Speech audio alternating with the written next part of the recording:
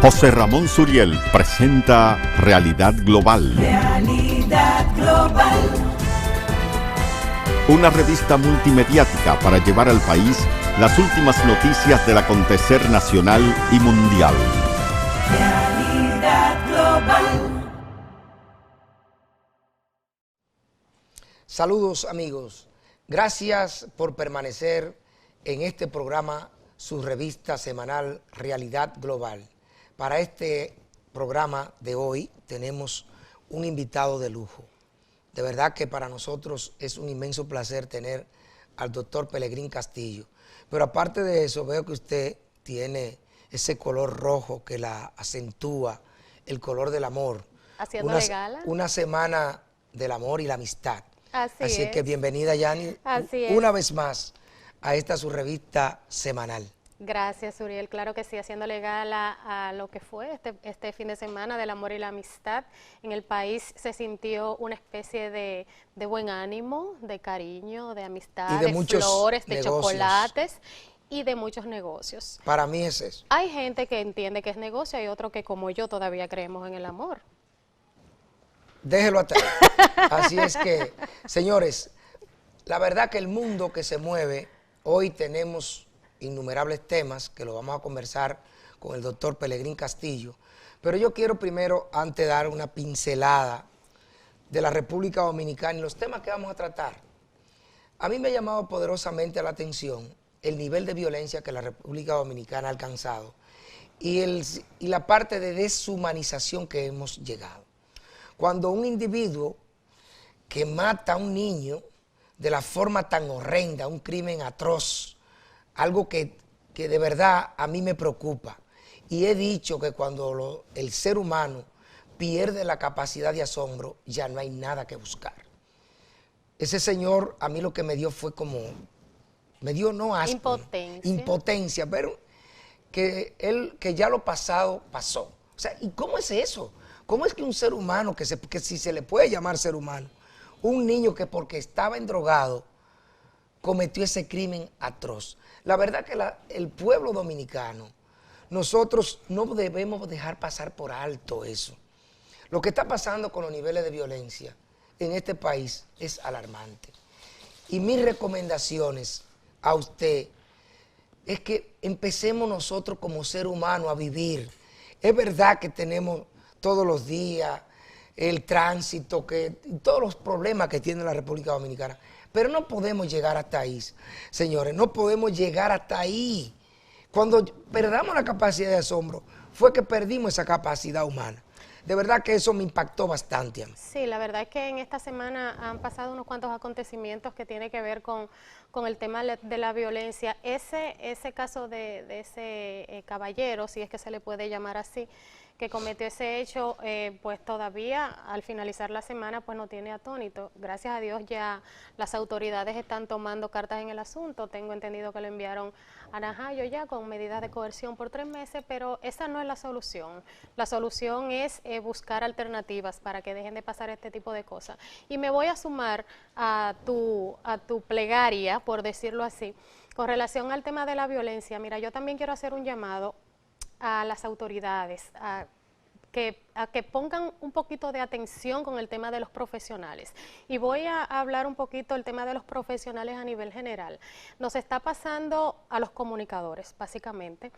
El tema de los asaltos. Se está poniendo de moda el tema de los asaltos. Hemos visto varias denuncias de comunicadores, mujeres y hombres de diferentes medios de comunicación que han sido asaltados. En este fin de semana fue la periodista Karen, que también iba saliendo de cubrir una actividad y también fue asaltada. La semana pasada fue una periodista de Noticias SIN que fue asaltada en pleno Jardín Botánico saliendo de una actividad.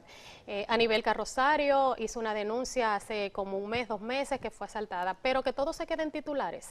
Y como que no se le está prestando la atención debida a lo que está pasando a nivel nacional, no solo con el tema de los robos, los asaltos y la violencia, sino el maltrato, ¿verdad? El maltrato a los profesionales. ¿Qué vamos a hacer entonces? Nosotros al salir de este canal, ¿qué podemos hacer? Y andar escoltados. Hay dentro de esas denuncias, en esta semana, pues el Departamento de Estado alertó, cosa que yo entiendo que tampoco, es verdad que tenemos problemas, pero lo hace, eso tiene una implicación, lo que está haciendo Estados Unidos, recomendando a sus nacionales que tengan cuidado en la República Dominicana por los niveles de violencia. Y eso es grave. Eso es grave, entiendo que el país no puede seguir así porque eso daña el turismo, daña todo lo que nos acontece, la economía, y de verdad que todos debemos poner un granito de arena.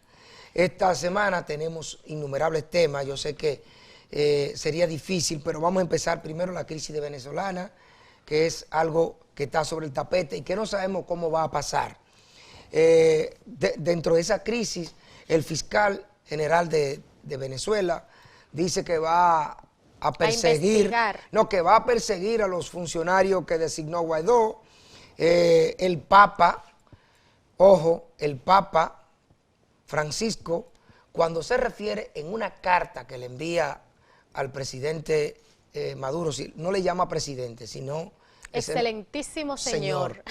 Fíjense que de una manera tácita el Vaticano, que ya van 60 países que le retiran a Venezuela su apoyo, reconociendo al presidente de la Asamblea, Juan Guaidó, eso va a crear una situación mayor. Pero además el tema de la ayuda humanitaria, que se está preparando una avalancha humana para pasar por Colombia, y ya algunos países de Europa también se han sumado a enviar ayuda y más dicen de 100 que millones más de 100 millones de dólares. Sí, todos esos temas que al término de esta semana que usted está viendo serán para hablar durante mucho tiempo. Maduro dice que está contaminada. Eso es una forma de decir que está contaminada, que tiene... USAID salió al frente en esta semana, dice que no. Eso es una situación que de verdad, ahí hay un pugilato que nosotros vamos a mirar. La otra parte es el tema de Estados Unidos, el presidente Donald Trump, que recién no le aprobaron lo del muro, pero declara un estado de emergencia nacional. Un muro que él dice que va a conseguir 5.700 millones de dólares para empezar. Ya veremos qué va a pasar. Lo de la denuncia del ex... Pero la denuncia, la otra parte que mucha gente ha dejado pasar es el ex agente, ex director de la CIA, del FBI, que dijo que se plasmó, que se discutió lo que ellos llaman un impeachment. Para que la gente tenga una idea de lo que es un impeachment, era llevar a juicio al presidente Trump. Sin embargo, él se apoyó en la ley especial que le da los Estados Unidos a un presidente para que pueda hacer uso de los recursos del Estado sin tener que ser aprobado por la Asamblea Nacional. O sea, él no lo está haciendo de forma ilegal, ojo, Él tiene derecho a hacer uso de esa emergencia. El único detalle es que en esa ley, la ley establece que para declarar emergencia nacional tiene que ser en base a una catástrofe, a una real emergencia. Pero la emergencia nacional del muro de Trump solo es emergencia para él. Ya veremos lo que va a pasar con ese país. Es muchas cosas. La verdad es que también tenemos la visita del presidente de la República, licenciado Danilo Medina, que estuvo por la República de Italia, en Roma específicamente. Así es. Así es que nosotros tenemos un plato fuerte, muchas informaciones y verdaderamente le estamos dando un vistazo al mundo, lo de China, la negociación con Xi Jinping, el acuerdo de arancelario, que si va y no va. O sea que la pugna entre Estados Unidos y China por el control comercial del mundo. Ya veremos lo que va a pasar. Así es que nosotros en esta revista estamos de regreso con ustedes, con nuestro invitado de lujo, el doctor Pelegrín Castillo. No le cambie.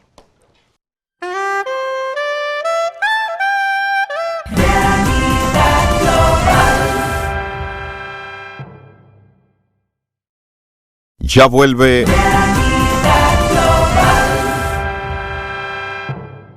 Pelegrín Castillo Semán es egresado de la UNFU en 1978 con el título de licenciado en Ciencias Jurídicas y Políticas. Es graduado magna cum laude.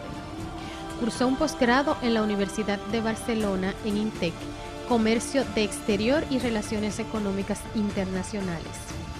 Tiene un diplomado en Integración Económica en la Universidad INTEC y Diseño de Políticas Públicas. Profesor de Derecho Público Constitucional Administrativo en la UNFU. Profesor de Historia de las Ideas Políticas en la Universidad Iberoamericana. Actualmente es profesor de Derecho del Mar en la Pontificia Universidad Católica Madre y Maestra. Fundador del Centro de Estudios Marítimos de la misma universidad. Diputado por el Distrito Nacional por el Partido de la Fuerza Nacional Progresista durante 5 periodos, del año 1994 al 2014. Fue presidente de las Comisiones Permanentes de Industria y Comercio, Energía y Minas, Asuntos del Mar. Asimismo, fue miembro de la Comisión de Juristas del Poder Ejecutivo para la Reforma Constitucional y asambleísta de la Constitución en el año 2010. Ministro fundador del Ministerio de Energía y Minas durante el periodo 2014-2015. Proponente o impulsor principal de numerosas iniciativas legislativas, entre las que se destacan Ley de Límites Marítimos, que declara República Dominicana Estado Archipiélago, que crea el Servicio Geológico Nacional, de prácticas desleales de comercio y medidas de salvaguardas, de defensa al consumidor, de lucha contra el terrorismo, de promoción de energías renovables, de migración, creación del Premio Nacional en la Innovación, Ciencias y Tecnología. Es responsable del proceso de aprobación de la Convención de las Naciones Unidas de los Derechos del Mar, con declaraciones interpretativas. Es asimismo responsable de formular e impulsar las políticas de exploración de hidrocarburos de la creación de la Base Nacional de Datos de Hidrocarburos y el programa Cultivando Agua Buena con Itaipú.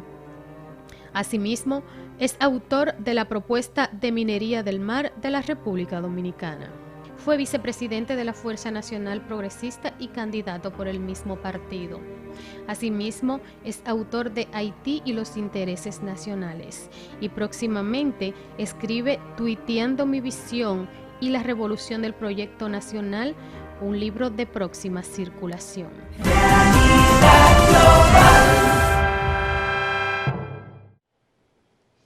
Gracias, amigos, por permanecer con su programa Realidad Global. La verdad que para nosotros es un inmenso placer y un honor estar aquí y compartir un escenario con una persona de tanto conocimiento, un hombre que viene de una familia que tiene, como diría mi abuelo, abolengo histórico, que conoce la realidad global no solamente de este país, sino del mundo. Bienvenido, doctor. José Ramón, muchas gracias por la invitación. Muy contento de estar aquí en tu programa y le envío un saludo a los amigos y amigas televidentes que siguen este espacio. Gracias, doctor. Te felicito por esta iniciativa porque en República Dominicana hacemos un ejercicio de la política y de la opinión pública muy centrado en nosotros mismos. Nos miramos mucho al ombligo y pocas veces atendemos a lo que está sucediendo a nuestro alrededor, y resulta que para una nación como la nuestra, que está ubicada en el centro del continente, en el centro del Caribe, todo lo que pase a nuestro alrededor, de una u otra manera, para bien o para mal, repercute en nuestro orden interno. Y tiene que ser así. Doctor, viendo la situación geopolítica que se mueve alrededor, y como este programa, como usted lo ha dicho, se trata de la realidad global del mundo, de lo que nos acontece en nuestros alrededores. Es obligatorio empezar primero por la crisis venezolana, que puede ser el detonante de muchas crisis que estamos viendo, movimientos en Nicaragua, el tema de Haití, que ese es el tema central, que yo sé que con usted nosotros vamos a tener una cátedra. Dígame, ¿cómo usted ve la crisis venezolana y la influencia que tiene eso en la región del Caribe y sobre todo para esta parte que nosotros ocupamos? La realidad es que el Gran Caribe, que abarca México, Centroamérica, Colombia, Venezuela y las Antillas, el Gran Caribe es una región que en el presente se ha convertido en el escenario de choques hemisféricos y de choques mundiales. Hay unas grandes pugnas, unas rivalidades, unos conflictos que se están desplegando actualmente en nuestro continente, que tiene que ver fundamentalmente con lo que parece ser un renacimiento de una nueva Guerra Fría, que involucra potencias extracontinentales como China, Rusia, Irán, con potencias continentales como Estados Unidos, Brasil, y al mismo tiempo, de alguna manera u otra, toda la región está, vamos a decir, convulsionada en ese vórtice de tormenta. Aquí hay, obviamente, procesos nacionales en cada país. El proceso de Venezuela es dramático, un colapso de Venezuela, porque se montó un esquema que definitivamente tenía muchas dificultades de mantenerse. Yo particularmente creo que aquí hay una situación de ajuste de poderes a nivel de la región. Recuerda que cuando cayó el campo socialista, los Estados Unidos se involucraron en el escenario internacional a jugar un papel de liderazgo del proceso de globalización. Se fugaron hacia el mundo a liderar ese proceso, el nuevo orden mundial. Pero, como diría Rizinsky, pero la región, su región, que siempre se ha considerado como el patio trasero, fue en cierta manera abandonada. No entraba dentro de la visión de Estados Unidos. Estados Unidos había hecho una propuesta para el continente, el ALCA, que lo hizo en el año 1994 con el presidente Bush. sí. Esa propuesta fue desestimada por todo el continente en la cumbre de Mar del Plata, y eso evidentemente provocó una gran contrariedad en la política norteamericana. Pero de todas maneras Estados Unidos había previsto el escenario de que no todo el continente se integrara a la propuesta, y empezó a trabajar acuerdos bilaterales con Chile, con Perú, con Colombia, con Centroamérica. Ahí entramos nosotros, e incluso con Uruguay, que es un estado que está ubicado en una posición geopolítica interesante entre Argentina y Brasil.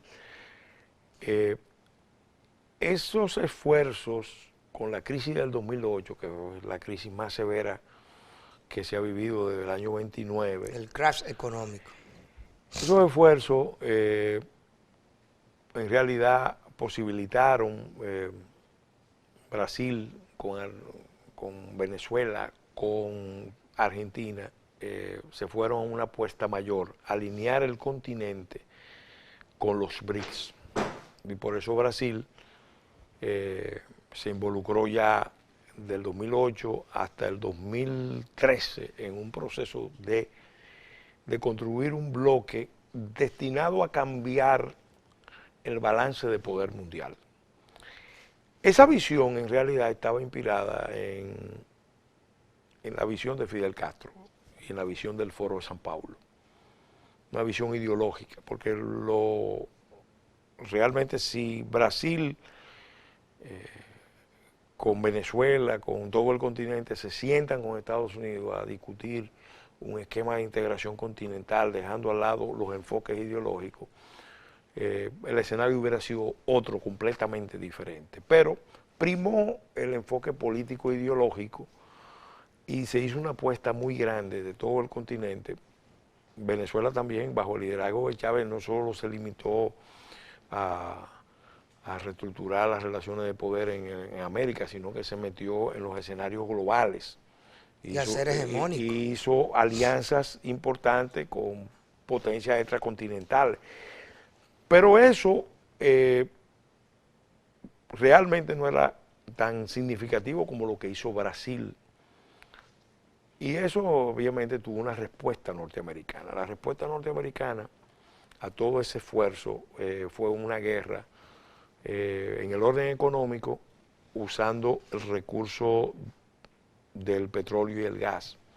Con la revolución del fracking, Sí. Estados Unidos golpeó a Rusia, golpeó a Irán y en América Latina a Brasil y a Venezuela. Eso es la realidad. Y después empezó una guerra de otro tipo, guerra del siglo XXI, guerra de información, guerra legal. Empezaron a producirse las famosas filtraciones de expedientes, de escándalos, de datos. Y eso preparó las condiciones para todo el proceso que hemos visto en los últimos años, especialmente en Brasil, de enjuiciamiento. Ahí no se ha inventado nada, realmente había unas estructuras grandes de corrupción operando, pero operando al servicio de un esquema de hegemonía a nivel continental. Cuando muere Chávez, Maduro ni remotamente tiene el liderazgo, el carisma, el empuje de Chávez. ¿Cree usted que si Chávez estuviera vivo no estuviera pasando No, Venezuela? Chávez estuviera pasando muchos problemas, porque lo que intrínsecamente está maleado y no se puede sostener es el esquema que impusieron. Es un O sea, esquema, que un problema de fondo. es el problema político-ideológico. Ahí el enfoque, acuérdate que Cuba, no se puede analizar a Venezuela sin analizar Cuba. Maduro mismo es un cuadro político, la gente cree que es un sindicalista del metro de De los Caracas. guagüeros y de lo que maneja. Guagüero, no. Así como Juan Ubiere no es un guagüero, Maduro tampoco. Maduro es un cuadro formado en la escuela de cuadros del Partido Comunista Cubano. Y es un hombre que le responde a Cuba. Los cubanos previeron la posibilidad de que Chávez saliera del escenario, entonces auspiciaron, prepararon las condiciones para que Maduro fuera su sucesor. Y Maduro está amarrado a la política cubana. Acuérdate que cuando cae la Unión Soviética, Fidel Castro tiene la visión estratégica de formar el Foro San Pablo para relanzar la batalla por el socialismo en el continente. Los norteamericanos cometieron un grave error, subestimaron a Fidel Castro y subestimaron al régimen cubano.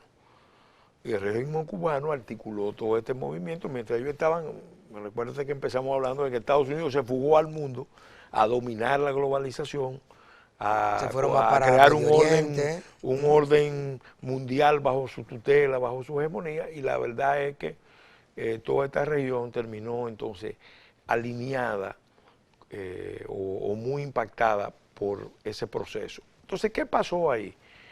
Bueno, en ese proceso entró China y entró Rusia. Después del 2002, de los incidentes que se dieron en Venezuela con El intento de golpe de Estado de Chávez. El impulso que tenía Chávez hacia la izquierda se acentuó. Y llegó un momento en que ellos trazaron una política de defensa que consistía en compartir la riqueza de Venezuela con mucha gente, con muchas potencias. ¿Pero a qué costo? Bueno, es que ahí, cuando tú tienes un enfoque político ideológico, el costo no cuenta. Ese es el problema. Ellos están manejándose con una visión política ideológica, radical.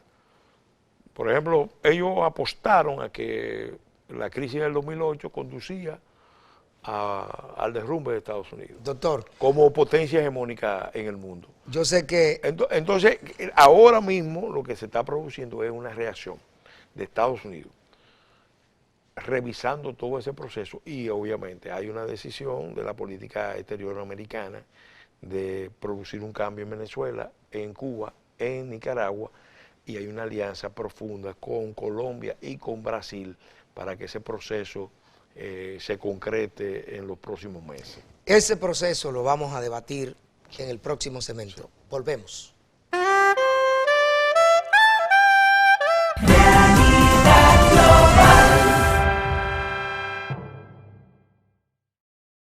Ya vuelve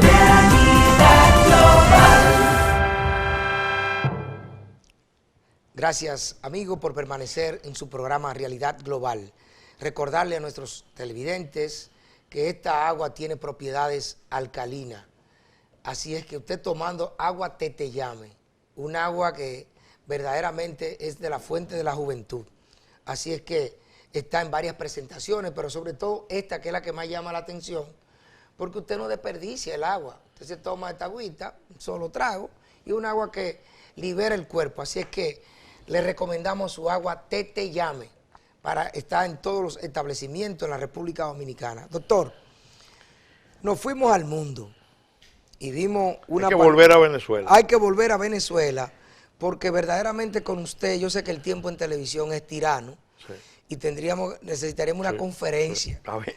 Pero desde su visión, ¿qué va a pasar? Porque lo de Venezuela incide tanto en Nicaragua como el problema haitiano, que a nosotros verdaderamente el enfoque principal de este programa, que no puedo perder de vista sí. con usted, es lo que más nos interesa. Brevemente, Mira, una síntesis. hay una situación dramática, muy dolorosa, porque el pueblo venezolano está sufriendo mucho. La crisis económica de Venezuela es brutal. Estamos hablando de un proceso de hiperinflación que no tiene precedentes en América Latina. Ya eso va por el millón del Cuando 2000 se millones. habla de crisis de hiperinflación, la más reciente que viene a la memoria es la de Perú, que posibilitó el ascenso de Fujimori. Esto supera todas las crisis anteriores. ¿No había pasado en la región eso? No, nada parecido. Y tiene que ver, repito, con ese enfoque político ideológico con que se viene manejando la economía venezolana. Ha provocado la salida de millones de venezolanos, su capital humano.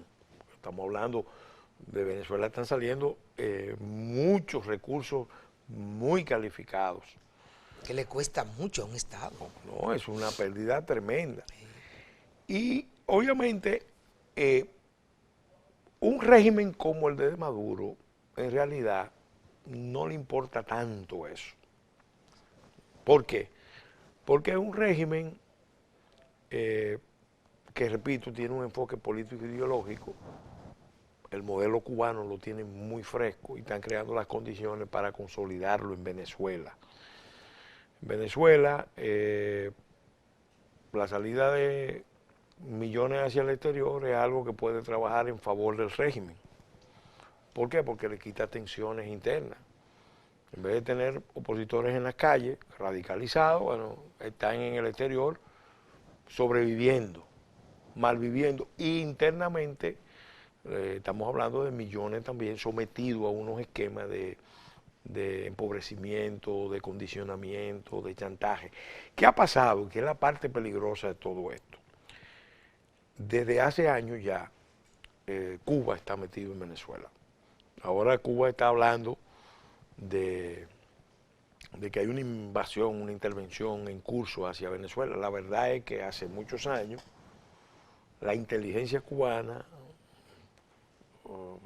los servicios de seguridad cubanos están imbricados en el aparato del Estado en Venezuela. La parte más delicada que no se analiza es que ellos cambiaron su doctrina de defensa, y así como ellos dijeron vamos a compartir los recursos de Venezuela con muchos países del mundo porque nos da más garantía, pero no se lo vamos a entregar al imperialismo, ese es el discurso.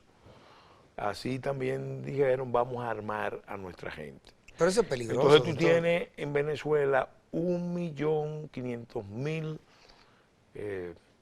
militantes del PSUV organizados en milicias, en un proceso, se da en un contexto de polarización política y social, porque hay que reconocer que el proceso de Venezuela está hace muchos años polarizado y tanto el gobierno ha cometido errores gravísimos como la oposición también. Y entonces ese escenario puede terminar provocando eventualmente una guerra civil. ¿Y usted cree que termine ese proceso puede conectarse, de hecho ya está conectado con los procesos continentales, con Cuba, con Venezuela, con Nicaragua, pero también con Colombia. ¿Por qué? Porque el proceso de paz de Colombia, que se impulsó con el apoyo de Cuba, tenía la expectativa de abrirle, vamos a decir, a las opciones socialistas una vía teniendo como referencia a Venezuela. Cuando se ha visto la crisis venezolana, lo que está pasando con Venezuela, la situación en Colombia se empieza a complicar y ya, por ejemplo, el ELN se repliega del territorio de Colombia, se va a Venezuela. Igualmente los sectores disidentes de la FARC se van ¿Están en Venezuela? a Venezuela. Y en Venezuela entonces se está dando no solamente la lucha político-ideológica y la polarización político-ideológica, sino algo todavía mucho más peligroso, y es que ese régimen está en un proceso de encanallamiento. Y no lo digo yo, o sea, yo te puedo referir... ¿Cómo así, doctor? Bueno, porque se han producido alianzas con mafias. Eso es peligroso. Del narcotráfico, que están traficando con minería ilegal. Por ejemplo, hay una denuncia consistente de que el ELN en Venezuela está a cargo de muchísimas operaciones de minería ilegal, de extracción de oro en el territorio venezolano. Lavado, terrorismo. Hay una denuncia de hace años de que Irán tiene muchos cuadros en Venezuela, Hezbollah tiene muchos cuadros en Venezuela. En otras palabras, Es un barril de polvo. no, ese es parte del problema que está planteado, es ese, que no se trata solamente de una lucha político ideológica, sino que hay muchos otros intereses, incluso extracontinentales. No nos olvidemos tampoco que China y Rusia tienen las reservas mayores energéticas de China ahora mismo, están en Venezuela. Petrochina y Rosneft tienen una gran alianza para explotar las reservas enormes de la faja del Orinoco, que son mayúsculas. Hay una gran deuda china. ¿Y eso no es intervencionismo? Mira, ese es el tema, que en la lucha político-ideológica, luchando contra el llamado imperialismo norteamericano. Pero ¿y los otros qué son? El enfoque ideológico le da licencia a los actores a hacer esas alianzas internacionalistas, porque ese internacionalismo es lo bueno. Es bueno, el otro no. La inteligencia cubana está controlando muchas operaciones de lo que pasa en Venezuela, incluso la vigilancia de la oficialidad venezolana. Ahora mismo hay 160 oficiales venezolanos presos en diferentes complots que se han ido identificando. Doctor. Entonces, por eso el escenario es tan delicado, es complejísimo. yo insisto que estamos viendo ahora mismo un escenario que es un capítulo de una guerra, de un renacimiento de la Guerra Fría en el Gran Caribe. Y específicamente el epicentro de esta crisis es Venezuela, pero eso tiene ramificaciones enormes para toda la región. Te voy a poner un ejemplo. El ELN colocó una bomba hace un mes en la escuela de cadetes General Santander en Bogotá. Murieron 21 cadetes. Eso fue noticia internacional. Sí. ¿Qué hace Colombia? Le reclama a Cuba que entregue el mando del ELN que está en Cuba. Ellos niegan que tuvieran que ver con la acción, pero la inteligencia dice que el que ejecutó los hechos estaba en Venezuela y cruzó de Venezuela a Colombia a ejecutar ese hecho. Ese hecho es gravísimo y eso está en la base de todo esto. Ahora viene una prueba. El presidente Guaidó, presidente encargado, está convocando para el 23, a que el 23 se va a producir el gran pulso, si va a entrar o no la ayuda internacional. Esto se parece mucho. ¿Tú te recuerdas aquella experiencia de Gandhi marchando hacia las playas de la India a producir sal en las playas? La conquista de la sal. A desafiar el poder británico. Sí. Bueno, esto se parece mucho a ese esfuerzo. Los venezolanos que responden a Guaidó van a marchar hacia los puntos de entrega que pueden estar en la frontera con Brasil, en la frontera con Colombia. Y ahí vamos a ver si el régimen de Maduro va a poder frenar eso o lo va a poder, o no va a poder hacerlo. Si se frustra, ya ahí eso necesariamente va a implicar uso de violencia y va a venir una confrontación. Eso puede entonces detonar el conflicto. Si por el contrario esa movilización se produce y las Fuerzas Armadas venezolanas se suman a los que están buscando la ayuda, entonces ya el régimen de Maduro caerá. Porque Estados Unidos tiene unas armas económicas muy poderosas, la está empleando, y además el aislamiento diplomático solo se explica porque los actores de la comunidad internacional están muy conscientes de que en Venezuela no se está produciendo una lucha cualquiera, ahí se está produciendo un renacimiento de la Guerra Fría del siglo XXI. Doctor, mire, de verdad que el tema Venezuela inspira mucho, pero yo quiero conectar ese tema que usted ya lo ha explicado, en lo que nosotros tenemos que mirar. Mirar aquí el patio, Haití, que es, según su análisis geopolítico y conectando una parte con la otra, tiene lo de Venezuela, tiene una implicación, porque si bien es cierto que Venezuela prácticamente le regalaba, y el detonante en Haití ha sido el tema Petrocaribe, que se ha tomado como punto de lanza. Yo sé que ese es un tema que usted lo maneja, pero que quisiéramos que nos hiciera esa sinopsis de lo que es Haití, porque es un tema que República Dominicana tiene que mirarlo muy de cerca por las implicaciones sociales, económicas, políticas y hasta de seguridad nacional. Pero ese tema nosotros lo vamos a abordar cuando regresemos.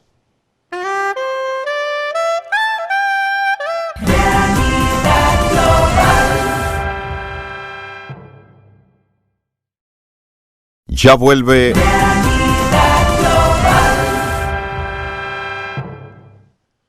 Gracias, amigos, por permanecer con su programa Realidad Global. La verdad que nosotros tenemos esta noche un programa de lujo. Doctor, cuando nos fuimos a la pausa, hablamos del tema de Haití.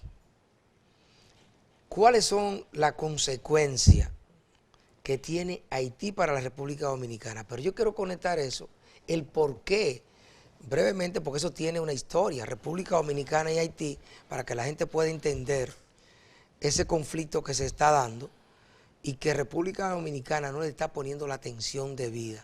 Esa inmigración, ¿qué nos va a costar? ¿Qué va a hacer?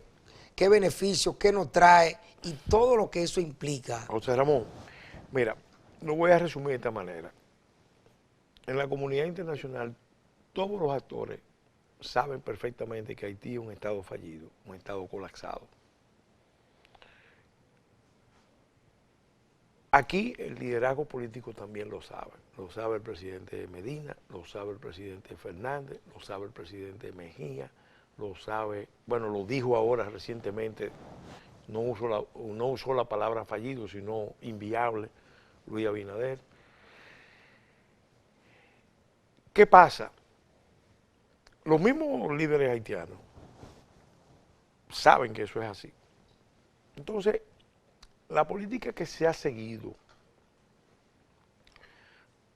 ha sido una política equivocada, errónea, porque si sabemos todos que es un Estado fallido, lo que procede desde el punto de vista dominicano es trabajar para internacionalizar la solución a los problemas de Haití en Haití, en un esquema de corresponsabilidad que involucre a los haitianos, desde luego, a los organismos multilaterales, a las potencias del continente y fuera del continente que tienen responsabilidades históricas con Haití, a África, a las potencias mundiales.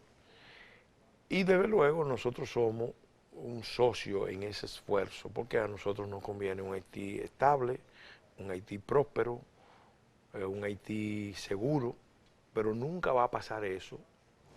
Doctor, pero eso es grave. Nunca va a pasar eso mientras tengan la idea de que puede haber una solución dominicana al problema haitiano. Lo voy a decir de otra manera.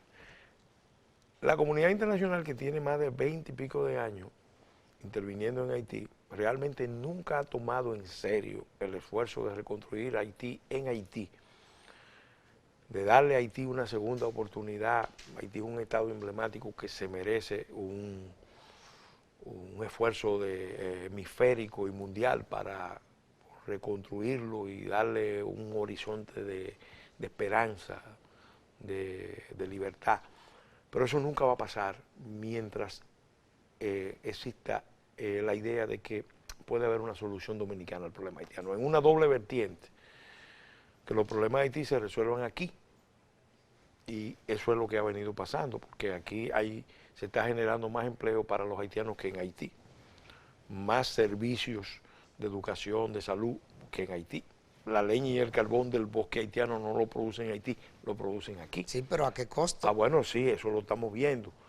Pero mientras la comunidad internacional vea que República Dominicana no asume la defensa de sus propios intereses y se pliega al esquema que ellos quieren imponer, bueno, hay algunos que están ganando, sectores minoritarios que han usado a Haití y los haitianos como un factor de negociación de sus intereses particulares con la comunidad internacional. Yo digo, los hechos están demostrando que ese esquema no sirve, es infuncional, está fracasado, porque ni Haití sale a camino y nos envuelven en unos escenarios de conflicto. Fíjate que el actual escenario de conflicto que hay en Haití se está desarrollando alrededor de un tema explosivo, la deuda de Petrocaribe. La auditoría que se hizo, según los investigadores haitianos, Se lo robaron del todo. 2008 al 2016, esos recursos fueron dilapidados, fueron defraudados por empresarios haitianos, por empresarios dominicanos, por políticos haitianos, por políticos dominicanos. Hay un interés de involucrar a la República Dominicana en ese... ¿Pero por qué? Bueno, en parte porque siempre es más fácil responsabilizar a los dominicanos y sobre todo porque hay una malicia en todo esto. Repito, hay un plan de imponer la solución dominicana al problema haitiano. Ese plan iba muy bien, hasta que llegó Donald Trump. Cuando llegó Donald Trump, con su discurso revisionista y nacionalista, bueno, ha sido una contrariedad de ese plan Y yo creo que han pasado al plan B, que es generar unos escenarios ¿Nos de favoreció conflicto. eso a nosotros? Nos da una oportunidad, que nos favorezca o no nos favorezca, va a depender de lo que nosotros hagamos. Si nosotros no defendemos nuestros intereses, nadie lo va a defender por nosotros, nadie. Y eso se lo estamos diciendo. Tenemos la oportunidad de salirnos de la trampa mortal en que nos han colocado sectores de la clase dirigente, que a su vez no han tenido sencillamente la capacidad de resistencia a las presiones, los chantajes, las intimidaciones, las amenazas o las tentaciones, los sobornos, las ofertas de los centros de poder mundial. Porque, repito, la reconstrucción de Haití en Haití cuesta mucho, es un esfuerzo a largo plazo. Si ellos pueden encontrar una vía en República Dominicana, la ejecutan. La otra vertiente de la solución dominicana al problema haitiano es precisamente que nosotros nos involucremos en Haití en plan hegemónico. Aquí hay todo un discurso que se ha construido en los últimos lustros, en los últimos años, de que Haití es una oportunidad y de que el plan es que nosotros vayamos a Haití a enseñarle a los haitianos cómo es que se toma la senda del desarrollo. Es una trampa porque el último país que puede ir a Haití, los últimos ciudadanos del mundo que pueden ir a Haití a hacer un esfuerzo en esa dirección son los dominicanos. Siempre vamos a ser vistos por antecedentes históricos, por resentimientos viejos, como los malos de la película, como los villanos, como los enemigos de Haití. De hecho, hay mucho interés en estigmatizarnos injustamente, porque si hay un país del mundo que ha demostrado generosidad, comprensión al drama del pueblo haitiano, ha sido República Dominicana. Lo probó en el terremoto. El terremoto demostró el gran corazón del pueblo dominicano. Pero los cínicos, los manipuladores, sencillamente vieron, mira, finalmente esto significa que lo podemos fundir. Y no es así. Doctor, pero... Y no es así. Usted ha dicho ahí una palabra que eso debe llamar a la atención a los dominicanos. Fundir. Eso sería algo catastrófico. Eso se está haciendo. Usted me la tiró va así, a ser, ahí. óyeme, José Ramón, Pero mire, eso no se va a hacer con un acto oficial. Se está haciendo cotidianamente. Esa frontera está abierta. El mercado laboral dominicano se está desnacionalizando.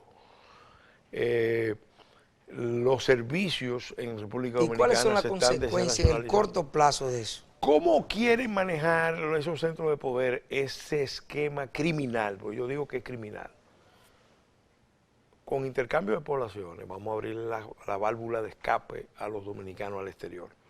Entonces se está montando un esquema perverso que es traer haitianos aquí y estimular la salida de los dominicanos al exterior. En síntesis, usted lo que está hablando es que la isla se va a fusionar. Están desintegrando a República Dominicana. ¿Qué pasa? En algún momento dado va a venir el choque, y ya se está produciendo entre haitianos y dominicanos, porque primero están los choques culturales, y segundo, porque es casi una ley universal, el grupo inmigrante que llega, que se implanta en una comunidad, mientras es marginal, adopta una posición sumisa. Cuando se va organizando y adquiere poder y tiene apoyo interno y apoyo internacional, entonces desafía. Y con los resentimientos históricos que hay, entonces vamos a ver a los haitianos en un plan agresivo. Fíjate que aquí le han dado una causa, la nacionalidad dominicana. Ellos saben que no le corresponde. Ellos saben que no les corresponde. Pero de alguna manera hay que fijar esa población en nuestro país atendiendo a la recomendación, y te voy a dar este dato. Esta recomendación la hizo a los gobiernos haitianos una misión de Naciones Unidas en el año 1949. Traslado masivo, permanente, hacia otra zona del Caribe, menos poblada, de población haitiana, en forma de familias enteras. 1949. No con la idea estacional de ir y volver, no, permanente. Y eso es lo que ha estado pasando. Pero según Haushofer, la toma del espacio, Sí.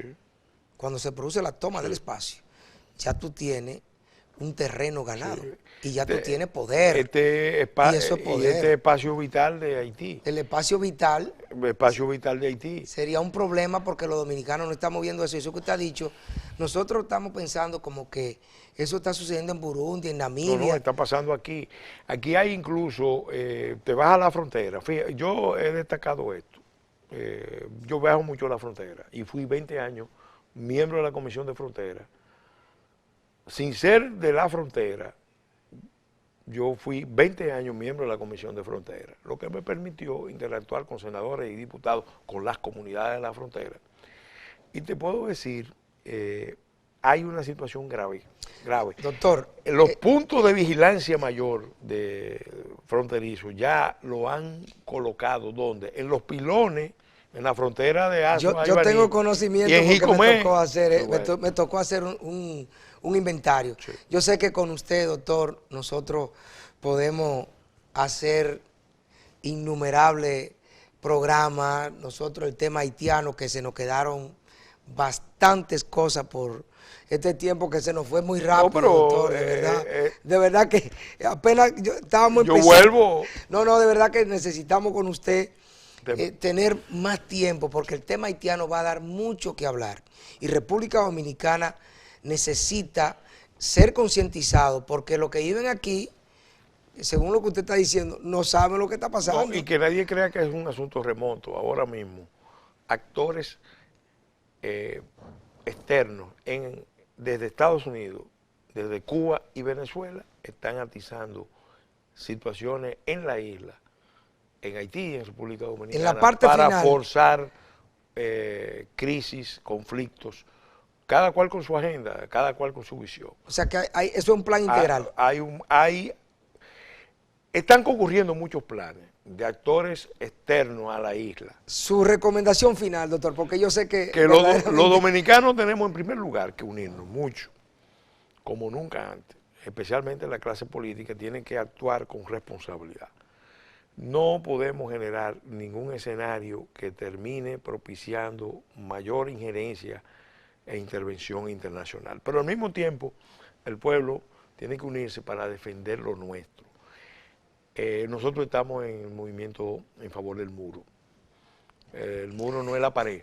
Vamos a hacer un programa. El muro es una vamos a movilización hacer- permanente del país. Vamos a hacer ese programa, para la doctor. defensa de la soberanía y la De verdad integridad que territorial de República muchísimas Dominicana. gracias por Gracias haber a ti. estado y de verdad que agradecer a usted eternamente por ese espacio que usted ha sacado y nosotros nos sentimos comprometidos en traerlo a usted Gracias. en otro programa. Así es que gracias, doctor, por haber Gracias. estado con nosotros. Muy bien. Franklin Mieses Burgos nació y murió en la ciudad de Santo Domingo. Fue autor de una breve e intensa producción poética. Resalta por su exactitud la técnica, su profundo lirismo y conceptos filosóficos de tinte existencial. Mieses Burgos fue uno de los iniciadores del movimiento literario en su país llamado Poesía Sorprendida. Se determina por el encedrado surrealismo y por su posición antidictatorial contra el gobierno del dictador Rafael Leónidas Trujillo. Otros poetas que formaron parte de este grupo fueron Freddy Gastón de Arce, Aida Cartagena y Gilberto Hernández Ortega. Podemos citar entre sus múltiples obras poéticas cronológicamente las siguientes: Torre de Voces, Trópico Íntimo, Propiedad del Recuerdo, Clima de Eternidad, Sonetos y una canción a la rosa, 6 cantos para una sola muerte, El ángel destruido y Al oído de Dios. Trataremos de presentar algunas muestras que exhiben las características que predominan en su poesía, cuyo estilo aborda formas tradicionales, modernistas y postmodernistas. Sus textos eran sumamente elaborados y complejos, a la vez que extremadamente musicales. Este poeta era capaz de entrar en el constreñimiento de la métrica, empleando normas clásicas, a la vez que destacar de igual manera el estilo contemporáneo vanguardista. Franklin Mieses Burgos acuñaba metáforas sorprendentes hasta llegar a lo audaz, que iba del colorido sensual hasta temas con substratos irónicos, psíquicos y surrealista. Pero sobre todo, sobresale su proactividad al describir el trópico, el sol, la vegetación y el exuberante mar. A continuación, su poema Canción de la voz florecida. Yo sembraré mi voz en la carne del viento para que nazca un árbol de canciones. Después me iré soñando músicas inaudibles por los ojos sin párpados del llanto. Colgada sobre el cielo dolido de la tarde, habrá una pena blanca que no será la luna. Será una fruta alta recién amanecida, una fruta redonda de palabras sonoras, como un canto. Maravilla sonámbula de un árbol crecido de canciones, semilla estremecida en la carne florecida del viento. Mi voz. José Ramón Suriel presentó Realidad Global. Realidad global. Una revista multimediática para llevar al país las últimas noticias del acontecer nacional y mundial.